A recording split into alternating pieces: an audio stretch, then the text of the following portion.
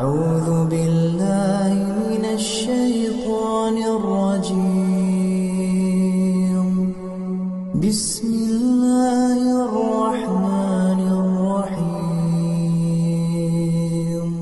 ولقد خلقنا الإنسان ونعلم ما توسوس به نفسه ونحن أقرب إليه من حبل الوريد إذ يتلقى المتلقيان عن اليمين وعن الشمال قعيد